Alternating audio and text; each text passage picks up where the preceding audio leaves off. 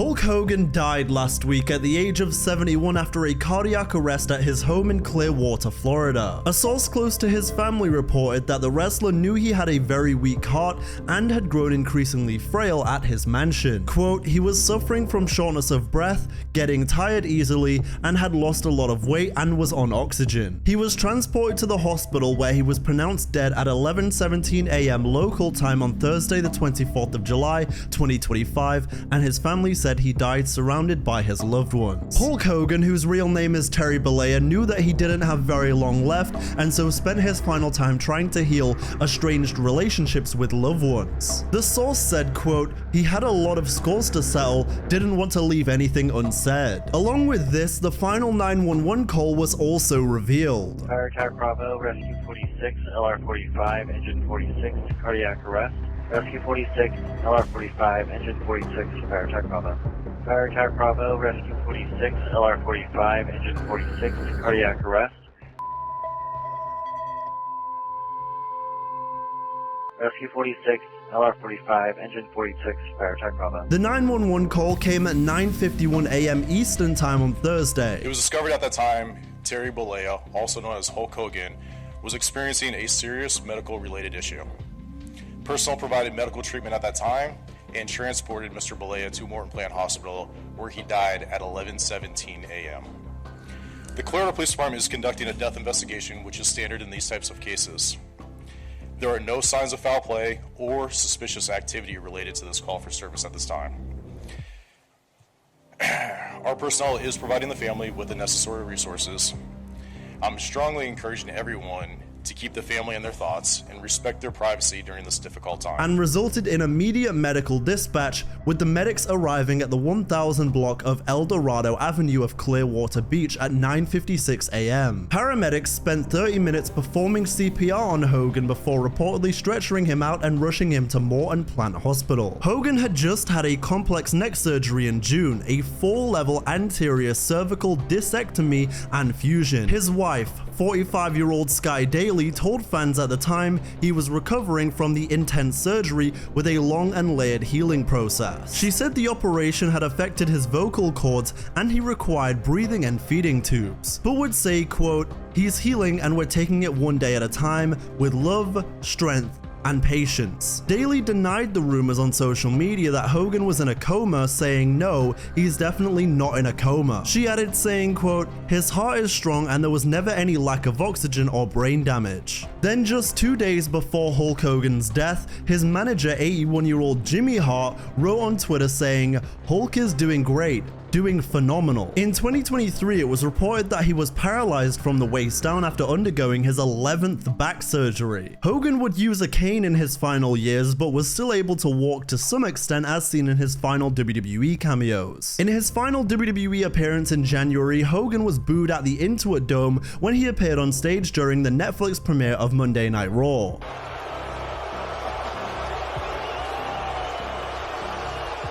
Well, let me tell you something, brother. You know, I've had all kind of tag team partners over the years, but you, the fans, have been my greatest tag team partner because you guys have stuck with me through thick and thin, dudes.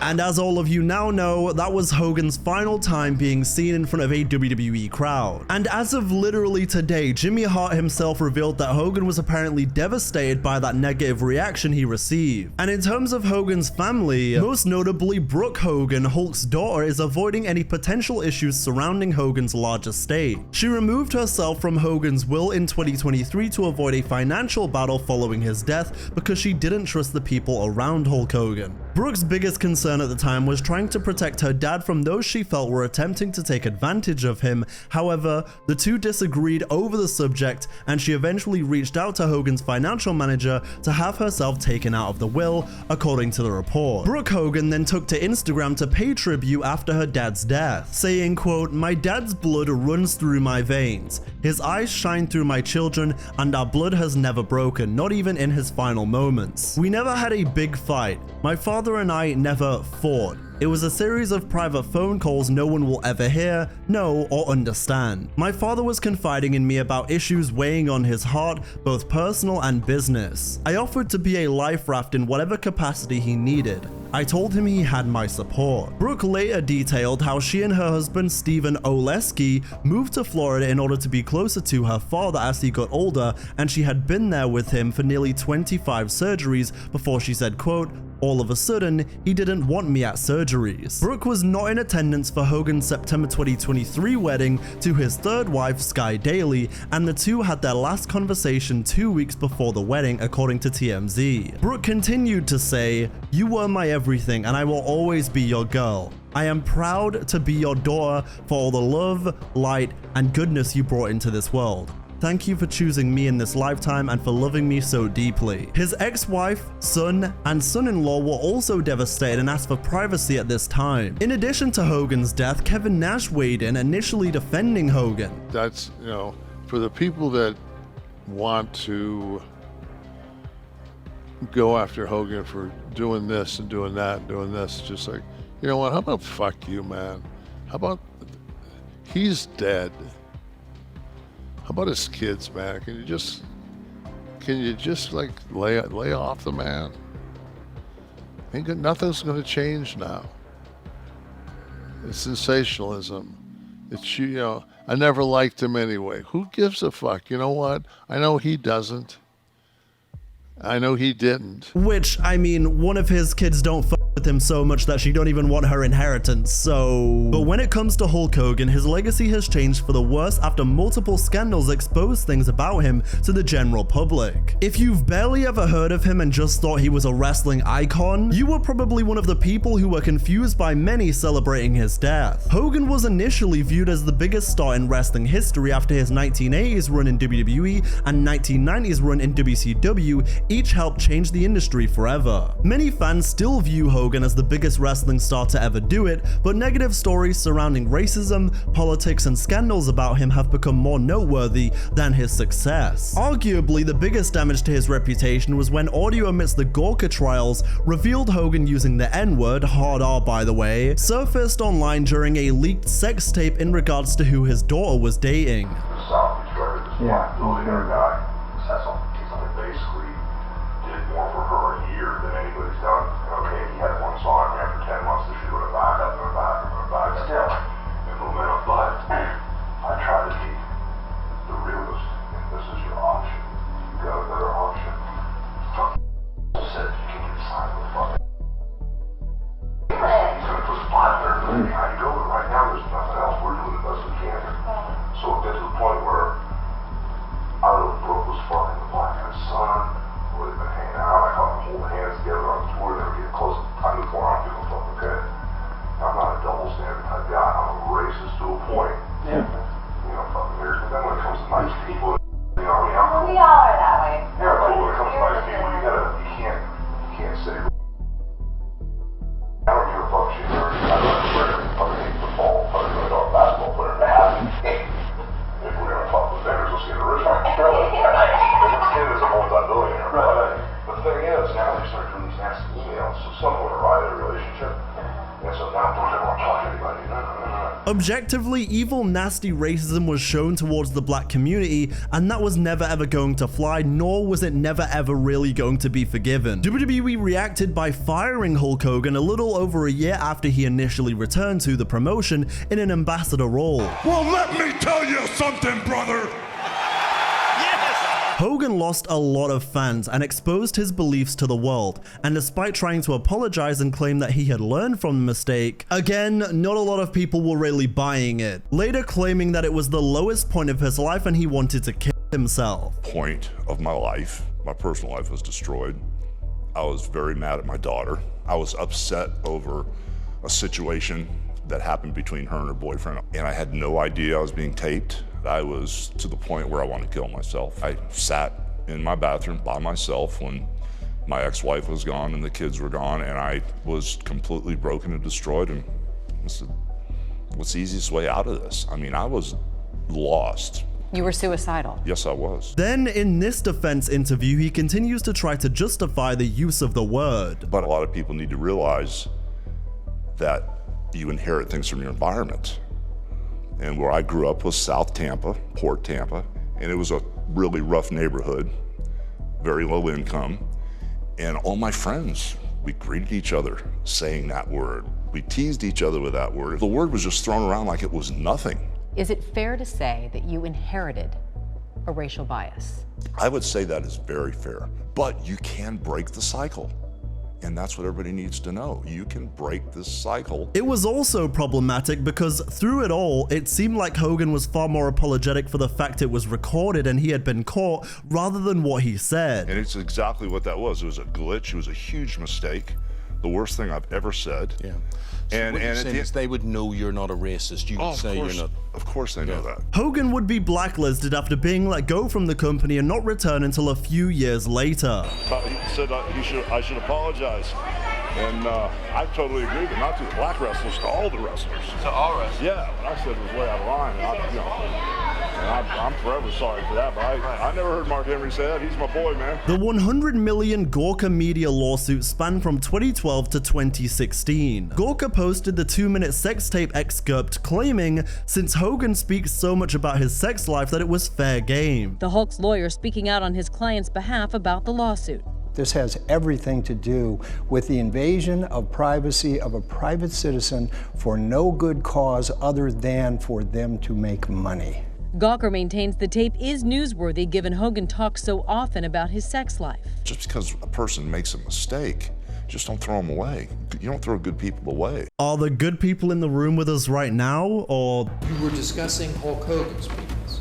Yeah, because Terry Bollea's penis is not 10 inches like you're trying to say. It's not mine, because mine isn't that size. But we were discussing the length of Hulk Hogan's. Seriously? You know, that's my defense, brother. Hulk Hogan, Hulk Hogan has a 10-inch penis, brother, but Terry Bollea has a micro penis, dude. I mean, fair enough. I mean, I'm definitely a little lost, brother, but fair enough. The 2016 civil trial that pitted the First Amendment against the privacy rights of celebrities ended with a jury awarding Hogan a whopping $140 million in his lawsuit against Gorka Media. Although both parties later settled on $31 million to avoid protracted appeals, and the case put Gorka out of business. But the backlash of his racist remarks had a number of black wrestlers responding, with the likes of Mark Henry weighing in. No, it's 50-50.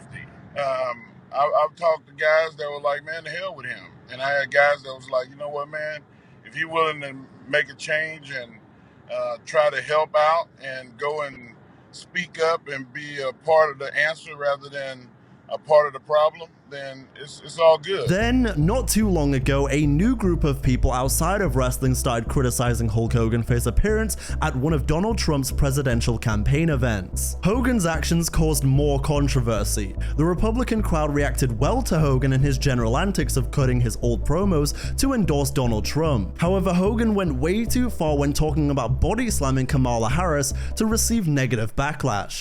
You want me to body slam somebody? You want me to body slam Kamala Harris? I said, do you want me to body slam Kamala Harris? You want me to drop the leg on Kamala?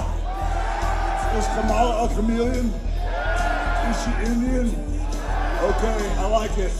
That was not me, that was the beers talking. Additionally, Nick Hogan, son of the Hulkster, was involved in a serious car crash driving recklessly after getting 4 speeding tickets in under a year. Hulk's car was used when Nick crashed it to injure friend John Graziano and caused him to be under nursing care for the rest of his life. Phone calls from Nick Hogan when he was in prison would leak that he had with Hulk Hogan, having some terrible comments to make him look even worse in the scandal. Graziano's family sued both Nick and Hulk upon realizing the costs of said home care for many years. Hulk Hogan would go on to try and blame John for not wearing a seatbelt, showing what little accountability he had for what Nick had done to ruin someone else's life. Hulk Hogan returning to WWE in 2002 saw him spending a few years under contract. This face run saw Hogan trying to put over new stars like Brock Lesnar and Kurt Angle to prove he was a team player after all his WCW drama. However, the Mr. America character changed exchange saw Hogan starting to make more demands upon being unhappy with his payoff. Hogan refusing to appear without a better deal led to Vince McMahon firing Hogan on screen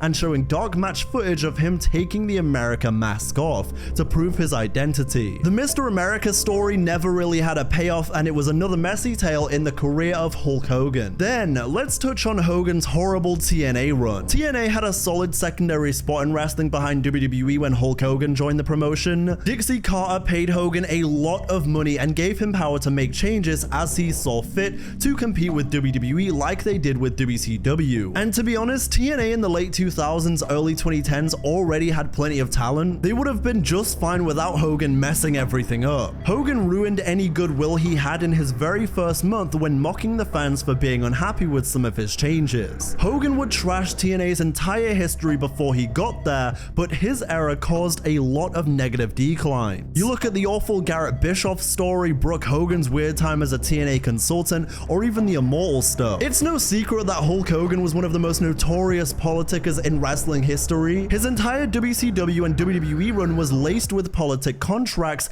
and finishes. You can look at what happened with Shawn Michaels at SummerSlam 2005, where he refused to put the Heartbreak Kid over, which resulted in HBK overselling and comically not taking Hogan very seriously. Or look at what happened at WrestleMania 9 with Bret Hart. Hogan's influence backstage was very well known, many accusing him of having used his own pull to protect spots, oftentimes at the expense of the careers of other wrestlers. In 1993 at WrestleMania, Bret the Hitman Hart was ready to close the show as WWF champion, but in a shocking twist, which was decided the night prior, mind you, Hogan would come in after Bret Hart's match after his loss to Yokozuna and steal the WWF title back by beating Yokozuna himself. It completely belittled Bret Hart. I'm standing there with, I feel like I got a big knife in my back. Never felt more betrayed by Vince McMahon than I did that day. Bret Hart, who thought I basically sabotaged his career because Bret thought he should have been the greatest wrestler that ever lived, and he said it was my fault. I won the belt from Yokozuna, and the deal was for me to drop it back to Yokozuna. And then Bret got in my face and said, "Hey, you're supposed to drop the belt to me." I said, "No, I'm not." He goes, "Well, yeah, you are, so let's go. Let's talk to Vince then." Went in and sat down and talked to Vince, and Vince looked at Bret and said, "Bret, that's what you thought you heard." You also have the night when Undertaker won his first WWE championship, where Hogan claimed the Tombstone piledriver injured his neck. But all the replays showed the dead man protected Hogan's head from impacting with the chair. Undertaker from that point on knew exactly what kind of man Hogan was. When I got that answer, I knew all I needed to know about him. And that's the way I always, then, my radar was always up. Anytime that I had to, interact with him. I knew there was going to be another pay-per-view, but I didn't know that I was going to drop the belt back and what was going on. I mean, that came up out of nowhere. And just days later, Hogan would win back the WWF title. Another story about Hogan's influence and also a character account is what went down in 1986. Jesse the Body Ventura tried organizing the Wrestlers Union because he was frustrated by wrestlers' lack of benefits and job security, and he held a meeting to discuss unionizing just before WrestleMania 2. But unfortunately, Hulk Hogan getting wind of this would rush straight to Vince McMahon and snitch on everybody, getting wind of the whole union thing and just telling the boss. Ventura has never been quiet about his disdain of Hogan after this incident. If you start working with WWE again, would you consider burying the hatchet with Hulk Hogan? No. Conversation at least? I don't know.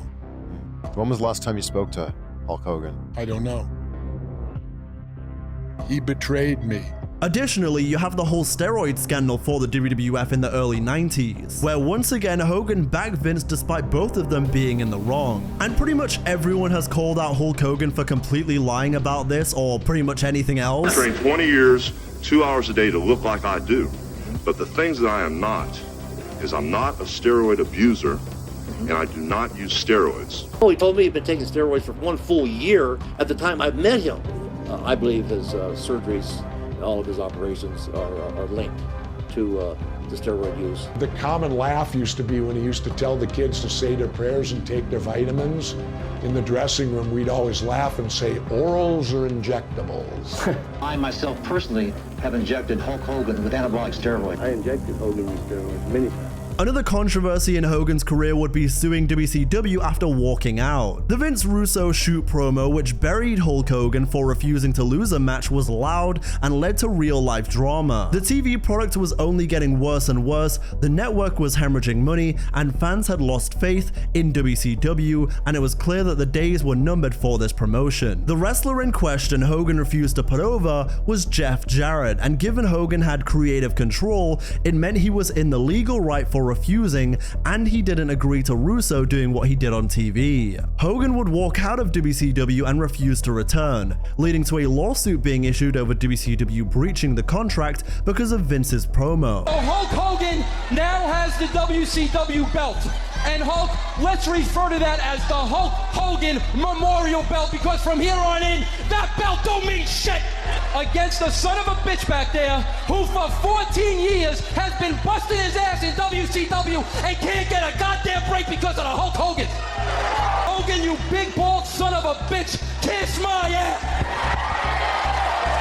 WCW losing millions and far more than they were making in that time, along with their biggest name suing them, would lead to the competition buying them out not so long after. Now, it's no secret that Hulk Hogan was a liar, constantly making up little fibs and lies and retelling events, really believing in his own nonsense. Well, Bret Hart was supposed to lose to Shawn Michaels, I think WrestleMania, whatever the hell it was,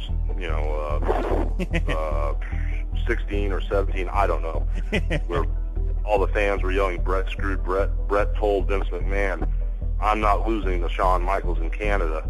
And they went out there and Shawn Michaels pulled a fast one on Bret Hart and held him down and pinned him, and Bret couldn't do anything about it. And the so-called excellence of execution that was supposed to be the greatest wrestler of all, little teeny Shawn Michaels held him down and embarrassed. Another lie involved boxer George Foreman, who became even more popular to non-sports fans when a personal grill was created in his name. The more convenient mini grill became popular for decades, but Hulk Hogan claimed that it could have been him over Foreman in that marketing deal. A ridiculous story featured Hogan telling others that he missed a phone call while picking his kids up from school. Hogan vows that he received a voicemail that specified he and Foreman both received the offer, but George agreed to it first to get the deal over him when Hogan missed the original call. Kids come out, Dad, we can't believe you're right in front. First one's off the sidewalk, first one in the car. I've got a cold drink for you too.